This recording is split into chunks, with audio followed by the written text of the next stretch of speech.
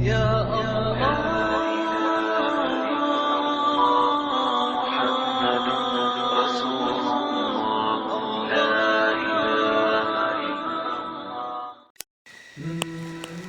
ہے کہ بنی اسرائیل میں ایک جوان تھے، ان کے حسن کا ہم پلہ اس زمانے میں کوئی نہ تھا۔ یہ پٹاریاں بیچا کرتے تھے۔ ایک دن وہ پٹاریاں لیے گھوم رہے تھے کہ ایک عورت کسی بادشاہ کے یہاں سے نکلی۔ جب اسے دیکھا تو دوڑی ہوئی اندر گئی اور شہزادی سے کہا، میں نے ایک جوان کو پٹاریاں بیچتے ہوئے دروازے پر دیکھا، ایسا خوبصورت جوان کبھی نظر نہیں آیا۔ شہزادی نے کہا، اسے بلا لاؤ۔ اس نے باہر نکل کر اس جوان سے کہا، اے جوان اندر آؤ، ہم بھی خریدیں گے۔ جب وہ اندر داخل ہوا تو اس نے دروازہ بند کر لیا۔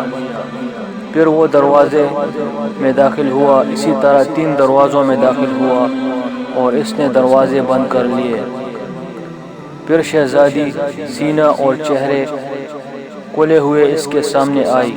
اس جوان نے کہا کہ اپنی ضرورت کی چیز خرید تو میں جاؤں۔ اس نے کہا، ہم نے اسے خریدنے کو نہیں بلایا بلکہ اپنے نفس کی حاجت پوری کرنے کو بلایا ہے۔ اس نے کہا، خدا سے ڈر۔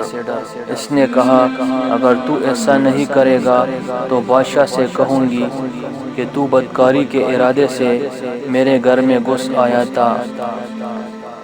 اس نے اسے بہت نصیحت کی مگر وہ نہ مانی۔ پھر اس نے کہا، میرے واسطے وضو کے لیے پانی چاہیے۔ کہنے لگی، مجھ سے بہانہ نہ کر۔ لونڈی سے کہا، اس کے واسطے چھت پر وضو کا پانی رکھ دو، جہاں سے یہ کسی طرح بھاگ نہ سکے۔ وہ چھت زمین سے 40 گز اونچی تھی۔ جب اوپر پہنچا تو کہنے لگا، اے اللہ، مجھے برے کام پر مجبور کیا جاتا ہے، لیکن میں اپنے آپ کو یہاں سے گرا دینا گناہ سے اچھا جانتا ہوں۔ پھر بسم اللہ کہہ کر چھت سے کود پڑا۔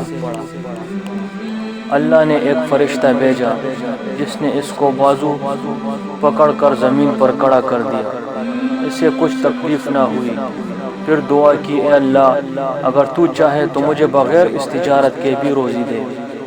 اللہ نے اس کے پاس سونے کی ایک تیلی بھیجی۔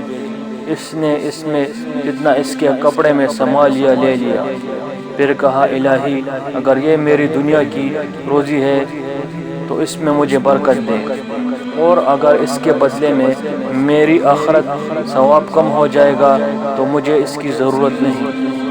آواز دی گئی کہ یہ ایک جز ہے اس صبر کا جس کا تو نے چھت پر سے گرتے وقت اختیار کیا تھا۔ تو اس جوان نے کہا، اے اللہ، میرے آخرت کے ثواب کو گھٹانے والی چیزیں مجھے بالکل درکار نہیں۔